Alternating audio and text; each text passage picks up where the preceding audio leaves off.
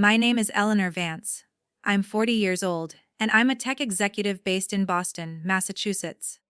I'd spent weeks meticulously planning that night at the Blackfin, a swanky harborside steakhouse with velvet curtains and glittering chandeliers. I wasn't trying to have a nice dinner, I was attempting to buy a sliver of respect.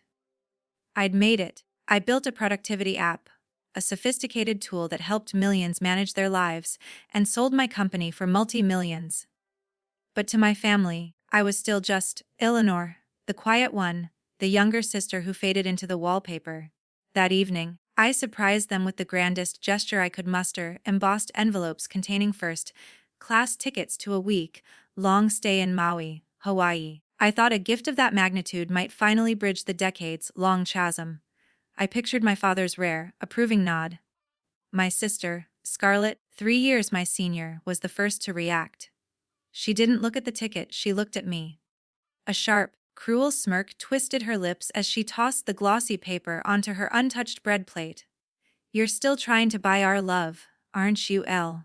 she asked, her voice dripping with the familiar, suffocating scorn that cut through the room's soft jazz.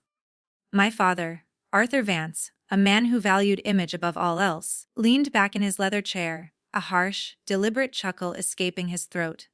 "No one here actually likes you," he added, his voice booming. It was loud enough for the couple at the next table to turn and stare. A server paused mid-step, her tray wobbling under the weight of his cruelty. My mother, Vivienne, simply stared at her plate, twisting her napkin into a frantic, ruined knot. Her silence, as always, was the final, deepest cut. The words weren't new, but spoken in that elegant, public setting, they felt heavier, sharper. Every moment of neglect from my entire childhood crashed into that one devastating dinner. My face burned, my hands trembled under the table, but I forced a smile. I didn't flinch, I just nodded. "Understood," I said, my voice calm, cold as the sea salt wind outside. I stood up, my chair scraping the polished floor, the sound cutting through their rising laughter.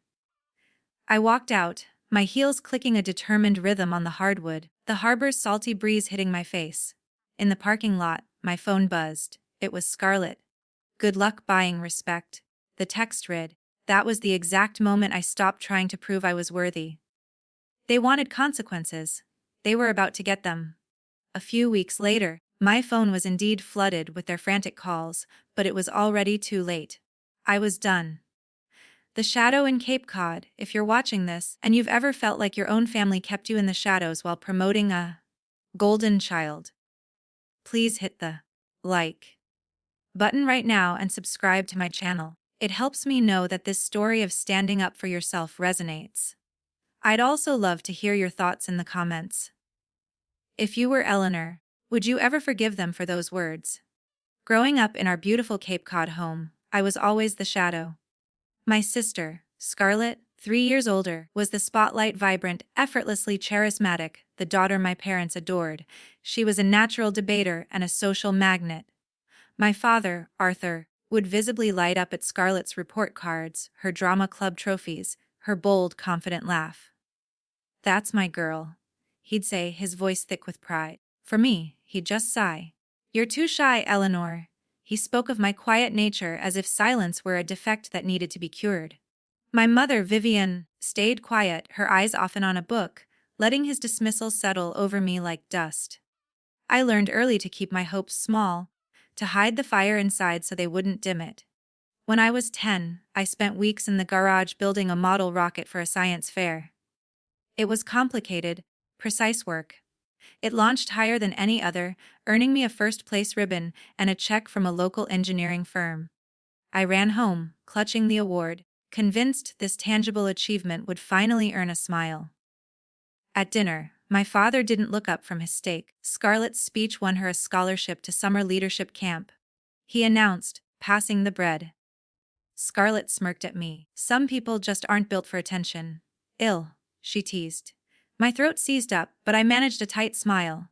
That night, I promised myself I'd show them, not with a small rocket or a ribbon, but with something undeniable, something with real weight. High school was the same relentless script. Scarlett led the debate team, her charisma filling our house. I found escape in the dimly lit computer lab, teaching myself to code on the clunky, outdated machines. Dad called it messing around, insisting it wouldn't lead anywhere. Mom just asked if I was keeping up my grades.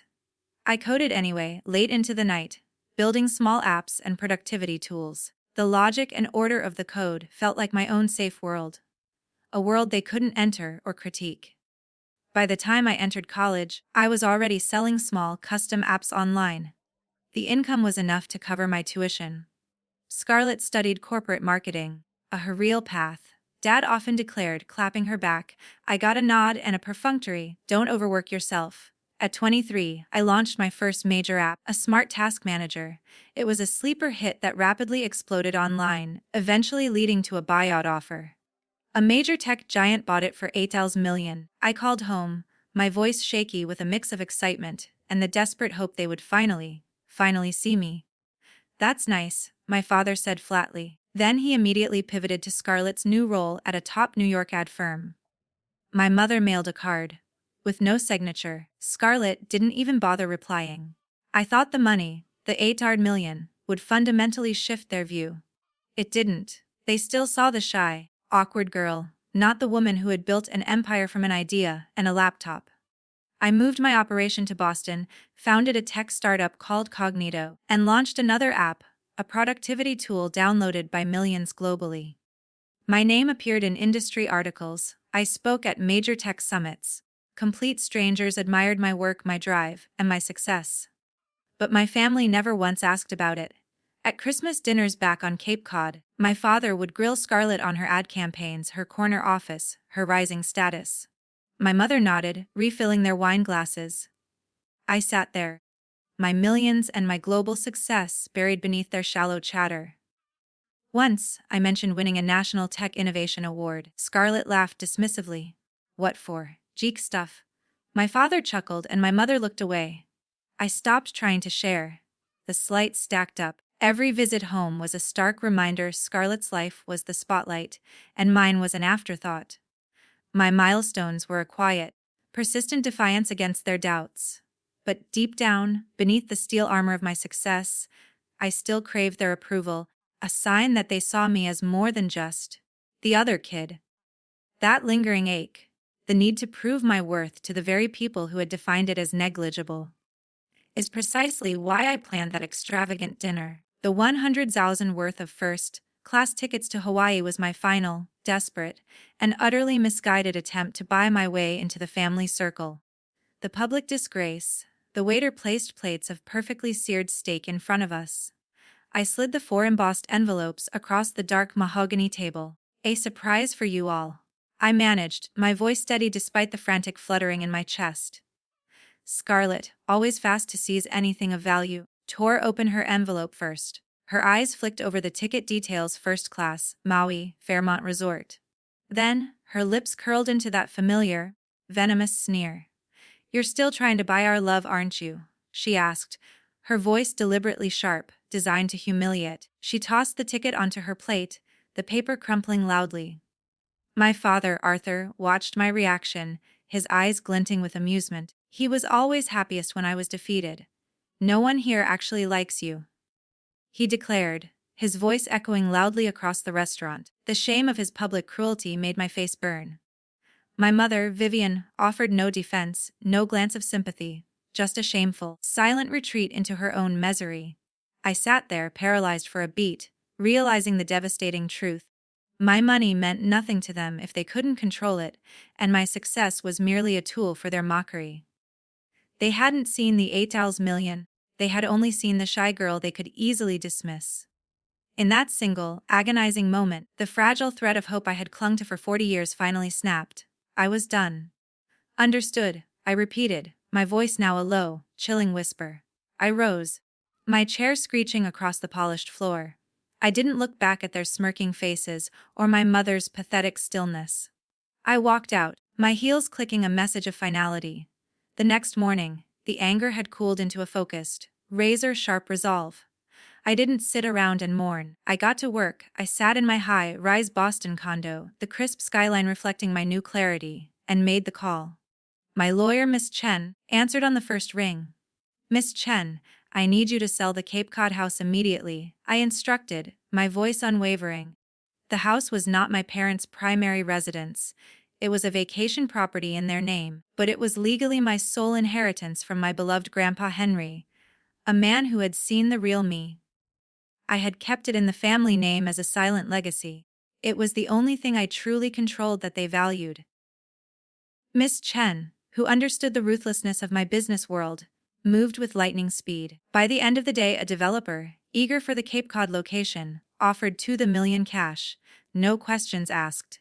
The deal was sealed, the deed signed, and the locks were changed by the next morning. I felt a massive weight lift for the first time in my life. 3 days later, my phone blew up. My father, Arthur, called first, his voice shaking not with shame, but with pure, white-hot rage. "What the hell did you do, Eleanor?" he shouted, his words echoing the same tyrannical dismissal I'd heard all my life. "That house was our family's legacy." "You sold it like a selfish brat." I didn't utter a word.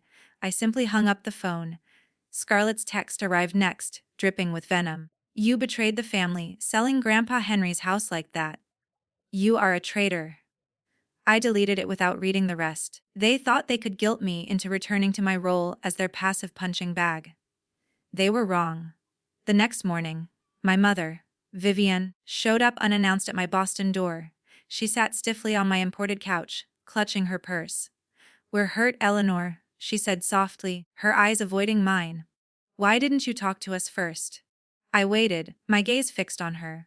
I waited for an apology for the years of neglect, for her failure to protect me, for the cruel words spoken at dinner. I waited for a hint of regret. But she just sighed, stood up and left. Her visit stung, not because she came, but because she still couldn't, or wouldn't, stand up for me. I needed someone who saw the truth. I called my boyfriend, Caleb Jones, a brilliant, pragmatic tech colleague who had always understood my drive. We met at a quiet cafe near my office. I told him everything: the dinner, the tickets, the casual, cutting cruelty. Caleb listened, his eyes steady, never interrupting. "Eleanor, you've been carrying them financially for years, haven't you?" he stated, not asked, when I finished. I nodded, thinking of the emergency. Family trust I'd funded with my app millions, college for Scarlett's kids, medical bills for my parents, debt relief. "It's time to cut them off completely, and legally," he said firmly. "They don't deserve another penny. But first," he leaned closer, his voice dropping to a serious tone, "have you checked the trust lately? Scarlett has been spending a lot. New car, lavish vacations. It's worth looking into who's been managing it." I froze.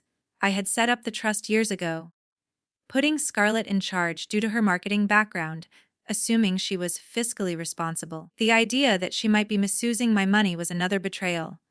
But, terrifyingly, not a complete surprise.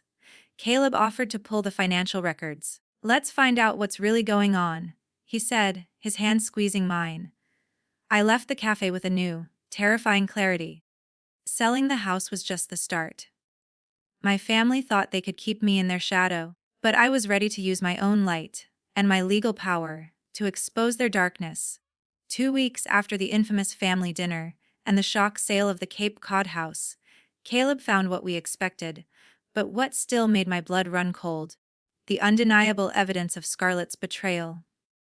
We sat in his sunlit Cambridge apartment, the low hum of his advanced computer equipment filling the air. He had meticulously traced the financial records of the family trust. The one I had funded with millions from my first app sale, intended to secure my parents' retirement and contribute to Scarlett's children, Skylar and Noah's, education. Caleb's tech skills, honed over years in complex financial forensics, uncovered a blatant trail of fraud. Scarlett hadn't just dipped into the funds, she had siphoned off over $750,000 in a sustained pattern of misuse. The money had been funneled primarily into 2 areas: a vanity startup, a flashy, poorly planned ad platform she had pitched to her firm but was rejected, and, more gallingly, high-end personal consumption.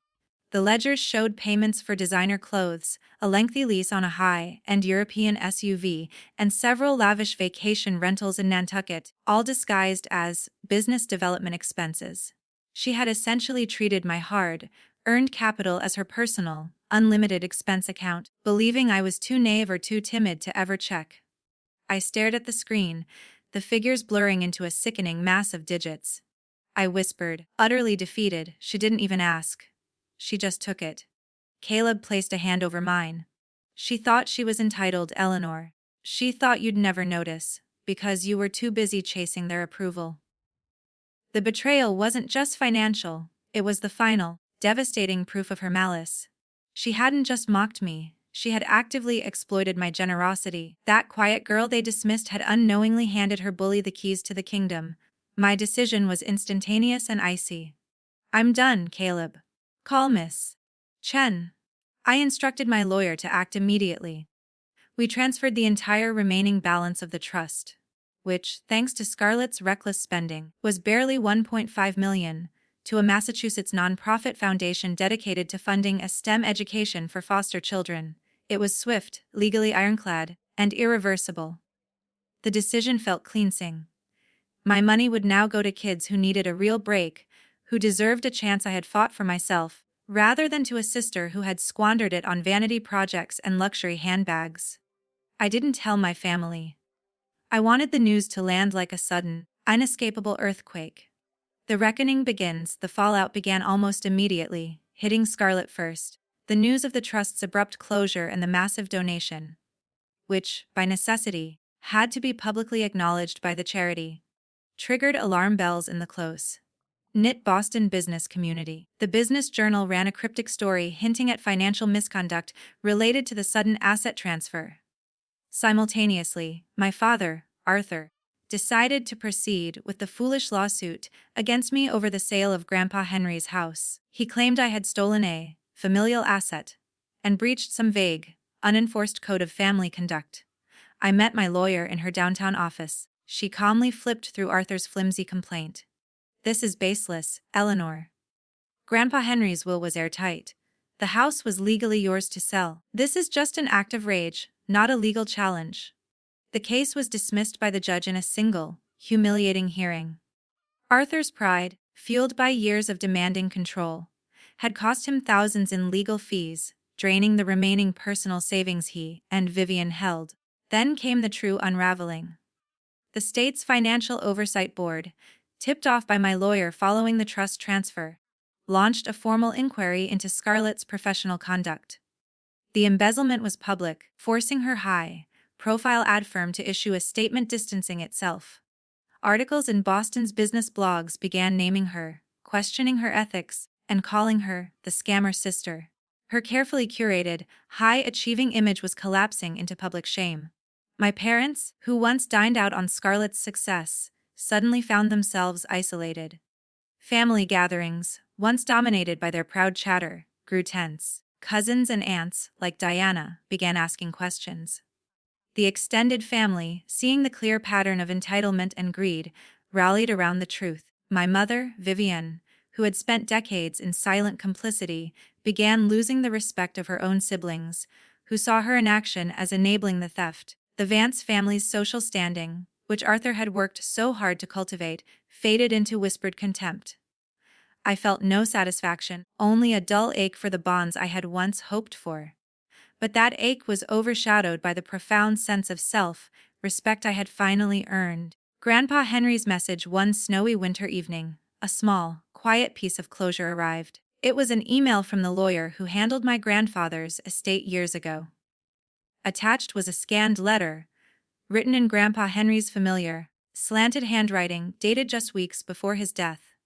I sat at my desk, snowflakes dancing outside my Boston window, and read his words. Eleanor, you've always had a fire in you that your mother and father chose to ignore. Don't let anyone dim it.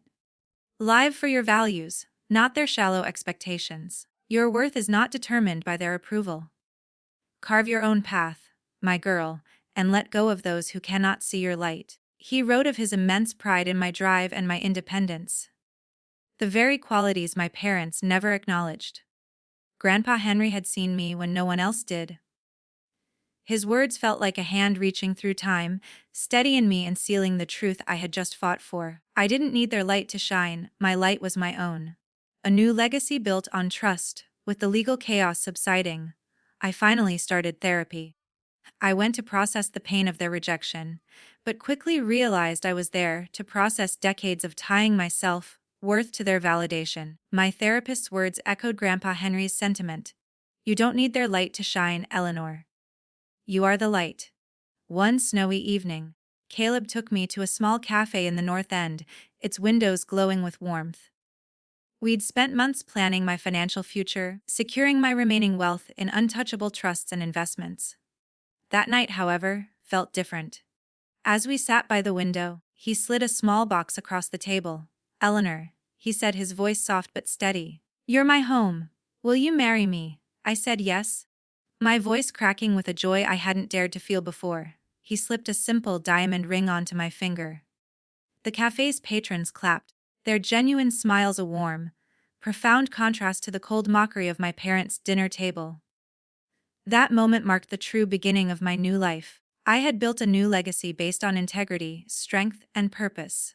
Scarlett's downfall became complete. The legal fallout from her financial misconduct led to a formal charge of embezzlement.